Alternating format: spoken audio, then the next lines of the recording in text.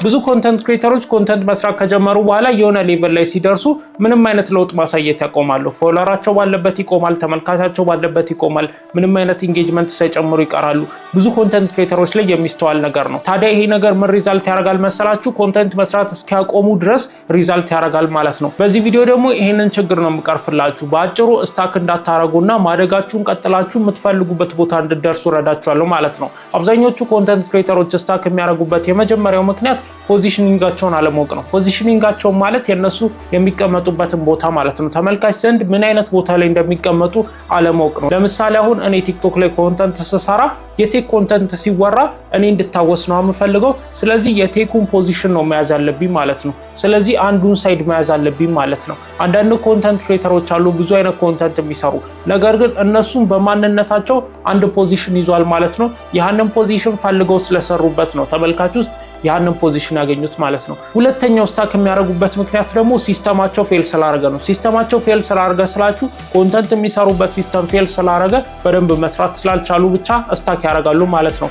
ሲስተማቸው ፌል አደረገ ስንል ለምሳሌ አሁን ኮንተንት ፖስት ማድረግ ሳይችሉ ሲቀሩ፣ ድሮ ፖስት ያደረጉበት ከነበረው ክሬቲቪቲ ደረጃ ሲቀንሱ፣ ድሮ ፖስት ያደረጉበት ከነበረው ኳሊቲ ሲቀንሱ፣ ማንነታቸውን በደንብ ማሳየት ሳይችሉ፣ ማድረግ የሚገባቸውን ነገር ሳያደርጉ ሲቀሩ ሲስተሙ ፌል አደረገ እንላለን። ሶስተኛው ስታክ እንዲያደርጉ የሚያደርጋቸው ምክንያት ደግሞ ሞኔታይዜሽን ነው። ሞኔታይዜሽን በጣም ከፍተኛ ስታክ እንድታደርጉ የሚያደርጋችሁ ነገር ነው። ትንሽ ፎርስ ሊያደርጋችሁ ይችላል። ይሄኛው እንዲሁም ኤክስተርናል ፎርስ ስለሆነ ጫና ሊያመጣባችሁ ይችላል። ሞኔታይዜሽን ላይ ገንዘብ ማግኘት ካልቻላችሁ እራሳችሁን ማሳደግ አትችሉም። በተጨማሪም ደግሞ ኮንተንታችሁንም ማሳደግ ስለማትችሉ ሞራላችሁም ስለሚመታ ኮንተንት መስራት ትቀንሳላችሁ ማለት ነው። ከዛ በኋላ ስታክ ታረጋላችሁ፣ ትለቃላችሁ ማለት ነው። ኮንተንት ክሬሽንን ለቃችሁ እስከመሄድ ሊያደርሳችሁ ይችላል ማለት ነው። አራተኛው ስታክ የምታረጉበት ምክንያት ደግሞ ኢሞሽናል ኢንኮንሲስተንሲ ስለሚያጋጥማችሁ ነው። ኢሞሽናል ኢንኮንሲስተንሲ ማለት ስሜታችሁ በጣም ነው የሚለዋወጠው፣ ኮንሲስተንት አይደለም፣ ኮንተንት ለመስራት ፈቃደኛ አይደለም፣ ሞራላችሁ ይገደላል። ስለዚህ ኮንተንቱን ፕሮዲዩስ እያደረጋችሁ በሚፈለገው ጥራት በሚፈለገው ክሬቲቪቲ ሳለቁት ትቀራላችሁ። ከዛ በኋላ ደግሞ ፌል የማድረግ ቻንሳችሁ ስታክ የማድረግ ቻንሳችሁ ይጨምራል ማለት ነው። ስለዚህ ኢሞሽናል ኮንሲስተንሲ ማዳበር መቻል አለባችሁ። በእነዚህ ምክንያቶች አንድ ኮንተንት ክሬተር ሳያድግ ሊቀር ይችላል ማለት ነው። አሁን ደግሞ ኮንተንት ክሬተር እንዳያድግ ትራፕ የሚያደርጉት ጠልፈው የሚይዙትን ነገሮች ሶስቱን ዋነኛ ነገሮች እንነጋገር። የመጀመሪያው ስትራክቸራል ትራፕ ይባላል። ትራፕ ማለት ወጥመድ፣ እንዳያድግ ወጥመድ ሆኖ የሚይዘው ማለት ነው። እዚህ ውስጥ ምን ይካተታል መሰላችሁ? ብራንድ አይደንቲቲ የሌላቸውን ኮንተንቶችን መልቀቅ፣ ትሬንዶችን መከተልና ራንደም የሆኑ ፖስቶችን መፖሰት ነው ስትራክቸራል ትራፕ ወይም ደግሞ ስትራክቸራል የሆነ ወጥመድ የምንለው ማለት ነው። ራንደም የሆነ ኮንተንቶችን በምንለቁበት ጊዜ ሰው ውስጥ አንድ አይነት የሆነ አመለካከት አይኖርም። አንዴ የሆነ ነገር ስትሰሩ ያቻል፣ አንዴ የሆነ ነገር ስትሰሩ ያቻል።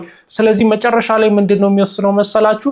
የሰዎች አእምሮ ዝም ብለው ያያቻል እንጂ ምንም አይነት ኢንፍሉዌንስ አፈጥሩባቸውም። እናንተ የምትፈልጉትን አይነት ጫና ስለማትፈጥሩባቸው ተመልካች የሆናችሁም ኮንሲስታንት ሆነው ፎሎ ያደርጓችሁም። በተጨማሪም ደግሞ በምታስተዋውቁበት ጊዜ ሽያጭ አያመጡላችሁም ማለት ነው። ስለዚህ ራንደም የሆኑ ኮንተንቶችን መፖስት ተጠቅማችሁ አንድ ዲፋይንድ የሆነ ነገር ላይ ፎከስ አድርጋችሁ መስራት መቻል አለባችሁ ማለት ነው። ሁለተኛው ትራፕ ደግሞ ስኪል ትራፕ ወይ ደግሞ የችሎታ ትራፕ ይባላል። ከችሎታ ትራፖች ውስጥ የመጀመሪያው የኮንተንት ክሬሽን ችሎታ ነው። ሁለተኛው ደግሞ የማርኬቲንግ ችሎታ ብለን ልንከፍለው እንችላለን ማለት ነው። የኮንተንት ክሬሽን ችሎታ ስላችሁ ኮንተንቱን ፕሮዲዩስ የምታረጉበት ችሎታ ማለት ነው። ስለዚህ ኮንተንቱን እንዴት ፕሮዲዩስ ታረጉታላችሁ የሚለው ነገር ላይ ያጠነጥናል። በዋናነት የሚያጠነጥነው ስለ ካሜራ፣ ስለ ላይት፣ ስለመሳሰሉት ነገሮች ሳይሆኑ ዲፕ የሆነውን ቪዲዮ ውስጥ ያለውን ከኦዲየንስ ጋር ያለውን ኢንጌጅመንት እና የኦዲየንስን ሳይኮሎጂ እንዴት መቆጣጠር እንደሚችል ነው የሚያጠናው ማለት ነው። ኮንተንቱ ዝም ብሎ መቀረጹ ብቻ ሳይሆን ኢንጌጅ ማድረግ መቻሉን፣ ተመልካች ማምጣት መቻሉን፣ ኮንቨርሽን ማምጣት መቻሉን፣ ከሰዎች ጋር ኢንጌጅ ማድረግ መቻሉን ነው ኮንተንት ክሬሽን ችሎታ ማለት ነው። ስለዚህ የኮንተንት ክሬሽን ችሎታችሁን ማዳበር መቻል አለባችሁ ማለት ነው። ሁለተኛው የስኪል ትራፕ አይነት ደግሞ የማርኬቲንግ ትራፕ ይባላል። የማርኬቲንግ ችሎታችን ኬፓብል ሳይሆን ኮንተንት በስርዓት ብንችልና ተመልካች ማግኘት ብንችል ራሱ ገንዘብ ማግኘት ሳንችል ስንቀር የሚፈጠር ነገር ይሆናል ማለት ነው። ምክንያቱም እየሰራችሁ ገንዘብ ካላገኛችሁ አንደኛ ሞራላችሁ ይሞታል፣ ክሬቲቪቲያችሁ ይቀንሳል፣ ኮንተንት ፕሮዲዩስ ማድረግ ታቆማላችሁ። ምክንያቱም ገንዘብ እያገኛችሁ አይደለም። ስለዚህ ግዴታ የማርኬቲንጉን ትራፕ ማረፍ መቻል አለባችሁ። እንዴት አርጋችሁ ፕሮሞሽን መስራት እንዳለባችሁ፣ የራሳችሁን ፕሮዳክት ማስተዋወቅ እንዳለባችሁ ማወቅ መቻል አለባችሁ ማለት ነው። ሶስተኛው የትራፕ አይነት ደግሞ ኢሞሽናል ትራፕ ይባላል። ኢሞሽናል ትራፕ ማለት ስሜታዊ የሆነ ወጥመድ ማለት ነው። ስሜታችሁ ነው እናንተን እንዳታድጉና ባላችሁበት እንድትቀሩ ጠልፎ የሚይዛችሁ ማለት ነው። እዚህ ውስጥ ምን እናካትታለን መሰላችሁ? የመጀመሪያው በርናውት ነው። ሁለተኛው ሁለተኛው ደግሞ ራሳችሁን ከሌላ ሰዎች ጋር ማወዳደር ነው። ሶስተኛው ደግሞ እያንዳንዱን ቁጥሮች ኮንሲስታንት እንዲሆኑ ከዚህ በፊት ከነበራችሁ ተሻሽሎ እንዲገኝ መጠበቅ ነው። አራተኛው ደግሞ ፋስት የሆነ ግሮዝ መጠበቅ ነው። እነዚህ ነገሮች በምትጠብቁበት ጊዜ ስሜታችሁ ይገነባል ማለት ነው። ነገር ግን እነዚህ ነገሮች በአንድ የሚመጡ ነገሮች አይደሉም። በዛ ጊዜ ደግሞ ስሜታችሁ ይጎዳል። ስለዚህ ስሜታችሁ በሚጎዳበት ጊዜ ኮንተንት መስራት ታቆማላችሁ ማለት ነው። ስለዚህ ኢሞሽናል የሆነ ወጥመድ ያዛችሁ ማለት ነው። እንዳታድጉና ባላችሁበት እንድቀሩ ወይ ደግሞ ከኮንተንት ክሬሽን ለቃችሁ እንድትወጡ ወጥመድ ሆናችሁ ማለት ነው። ስለዚህ ይህንን ነገር ማስወገድ አለባችሁ። ኮንተንት ክሬተሮች እንዳያድጉ የሚያደርጋቸውን ነገሮች ይህን ያህል ካወራን ይበቃል። እንዲሁም ይህን ያህል ማውራት አልነበረብንም። ይህን ያህል ያወራንበት ምክንያት ደግሞ የችግሩ መንስኤ ማወቅ የመፍትሄውን 50% ነው ስለሚባል ስለ ችግሩ ብዙ አውርተናል። አሁን ደግሞ ወደ መፍትሄው እንሂድ ማለት ነው። ስለዚህ አሁን የሚያስፈልገን ነገር ትክክለኛ የሆነ ስትራክቸር ነው። ሞቲቬሽን አይደለም የሚያስፈልገን፣ ገንዘብ አይደለም የሚያስፈልገን፣ ትክክለኛ የሆነ የሚሰራ ስትራክቸር ነው የሚያስፈልገን። መዋቅር ያስፈልገናል ማለት ነው። መዋቅሩን ከገነባነው በኋላ ኮንተንት እንሰራለን። ኮንተንት ከሰራን በኋላ ነው ገንዘቡን የምናገኘው ማለት ነው። እንደዛ ካረግን በኋላ ምንም አይነት ሞቲቬሽንም ምንም አይነት ገንዘብ ሳያስፈልገን ኮንተንት እየሰራን ሞቲቬሽኑንም ራሱ ከኮንተንቱ እያገኘ ነው፣ ገንዘቡንም ከኮንተንቱ እያገኘ ነው መቆየት እንችላለን ማለት ነው። ከስትራክቸር ውስጥ ደግሞ ዋነኛው ነገር የኮንተንት አይዲያው ነው ማለት ነው። ብዙ ኮንተንት ክሬተሮች ምን አይነት ስህተት ይሳሳታሉ መሰላችሁ? አንድ ቀን ቭሎግ ይቀርጻሉ፣ አንድ ቀን ደግሞ የቴክ ኮንተንት ይሰራሉ፣ አንድ ቀን ደግሞ ስቶሪ ታይም ይሰራሉ፣ አንድ ቀን ሌላ ነገር ይሰራሉ። በቃ ድብልቅልቅ ያለ ነገሮችን ይሰራሉ። እንደዚህ አይነት ስራ በምትሰሩበት ጊዜ ደግሞ ተመልካቻችሁ ቀልብ አይገዛላችሁም። ቀልብ በማይገዛበት ጊዜ ደግሞ ምን ይፈጠራል መሰላችሁ? እናንተ የምትፈጥሩት ነገር ኢምፓክት ሳይሆን ኖይዝ ብቻ ይሆናል ማለት ነው። ጫጫታ ትፈጥራላችሁ እንጂ ምንም አይነት ኢምፓክት አትፈጥሩም። ስለዚህ ገንዘብ አታገኙም ማለት ነው። እኛ ደግሞ የምንፈልገው ኦዲየንሳችን ተመልክቶን ኦዲየንስ መገንባትም ችለን ከዛ በኋላ ገንዘብ ማግኘት ነው። ስለዚህ ይህንን ዓላማ ደግሞ መጣስ የለብንም።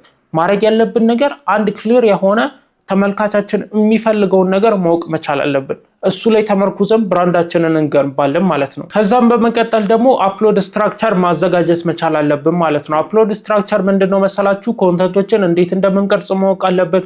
እንዴት ኤዲት እንደምናደርግ ማወቅ አለብን። ከዛ በኋላ ኤዲት አድርገን መቼ በስንት ሰዓት ላይ እንዴት መፖስት እንዳለብን ማወቅ አለብን ማለት ነው። እኔ ደግሞ ሪኮመንድ ማድረጋችሁ ፕሪሴት ምንድነው መሰላችሁ?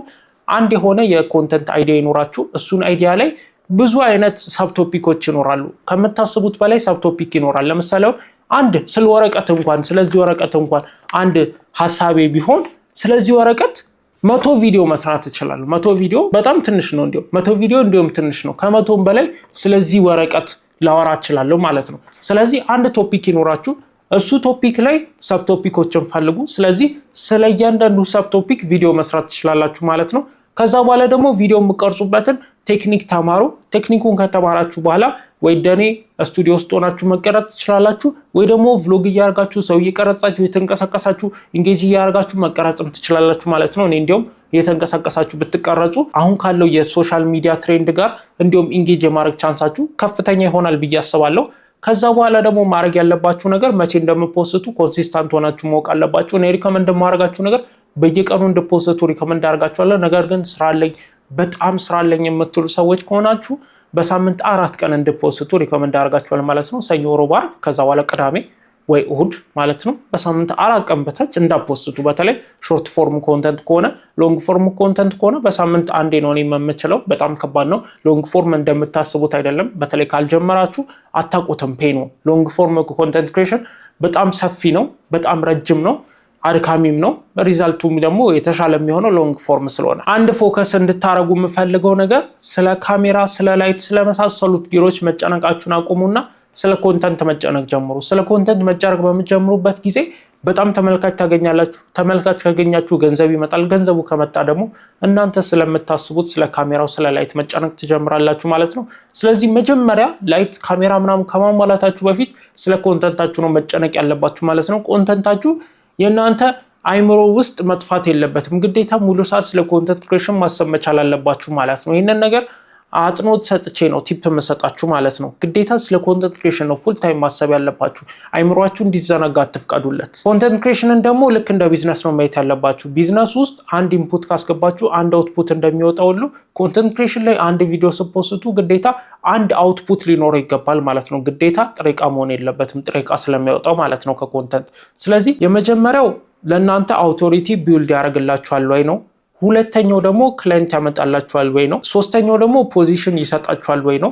አራተኛው ደግሞ ታማኝነት ይገነባላችኋል ወይ ነው።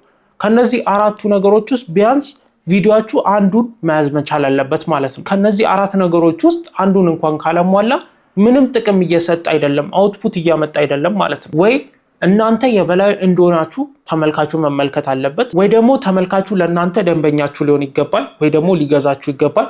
በተጨማሪም ደግሞ እናንተን ለየት ያለ ቦታ ለየት ያለ አመለካከት እንዲያችሁ ማድረግ መቻል አለበት። የመጨረሻው ማድረግ የሚችለው ነገር ደግሞ ስለ እናንተ ታማኝነት መገንባት አለበት ማለት ነው ኮንተንቱ። ተመልካች ላይ ከነዚህ አራቱ ውስጥ አንድ ኢምፓክት እንኳን ካልፈጠረ ቪዲዮን ባፖስቱት ይሻላል። ስለዚህ ቪዲዮ በመፖስቱበት ጊዜ ይህንን ክራይቴሪያ ቼክ አድርጉ። ከነዚህ አራቱ ውስጥ ቢያንስ አንዱን እንዲያሟላ አድርጋችሁ መስራት አለባችሁ ማለት ነው። ይህንን ነገር እያሟላ ከመጣ እናንተ የተሻለ ኮንተንት ስለምትሰሩ ተመልካቻችሁ እየጨመረ፣ ፎሎወራችሁ እየጨመረ፣ ኢንፍሉዌንሳችሁ እየጨመረ ከዛ በኋላ ማስታወቂያ እየሰራችሁ ገቢ ማግኘት ትችላላችሁ ማለት ነው። አብዛኛውን ጊዜ ማስተዋለው ነገር ሰዎች ዝም ብሎ ቪዲዮዎችን ነው የሚሰሩት። እነዛ ዝም ብሎ ቪዲዮዎች ደግሞ ኖይዝ ብቻ ናቸው፣ ጫጫታ ብቻ ናቸው፣ መዝናኛ ብቻ ሆነው ነው የሚቀሩት። በብዛት የማስተዋለው ነገር ምንድነው መሰላችሁ? ሰዎች ራንደም ቪዲዮዎችን ይሰራሉ፣ ከዛ በኋላ ኖይዝ ብቻ ይሆናል። ኖይዙ ደግሞ ለተመልካቹ ኢንተርቴንመንት ይሆናል።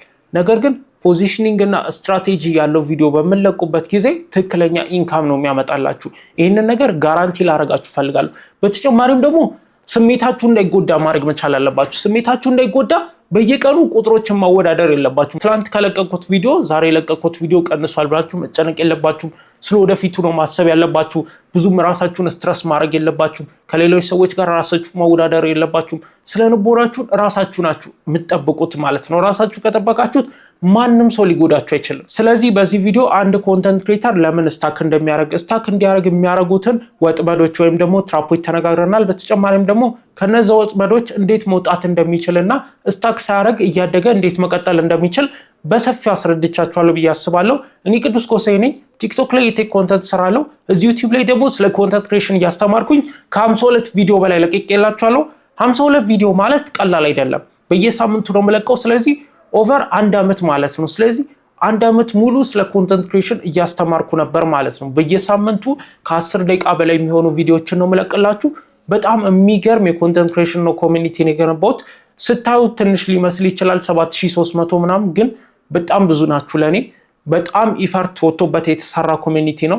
ስቲል ፐርፎርም ማድረጉን ቢቀንስም ተመልካቹ ቁጥሩ ቢቀንስም የተሻሉ ኮንተንቶችን እየሰራው የተሻለ ተመልካች እንደማገኝና ብዛታችሁን እንደምጨምር አልጠራጠርም። ይሄ ቪዲዮ ብዙ የተለፋበት ስለሆነ ለብዙ ሰዎች እንዲደርስ ሼር፣ ላይክ፣ ሰብስክራይብ ማድረግ እንዳረሱ። የዚህ ምርጥ የኮንተንት ክሬሽን ኮሚኒቲ መሆን ከፈልጋችሁ ደግሞ ሰብስክራይብ ማድረጋችሁ ግዴታ ነው። ሳምንት አርብ ደርሶ እስከምንገናኝና አሪፍ ኮንተንት እስከመለቅላችሁ ጊዜ ድረስ በሰላም ቆዩኝ።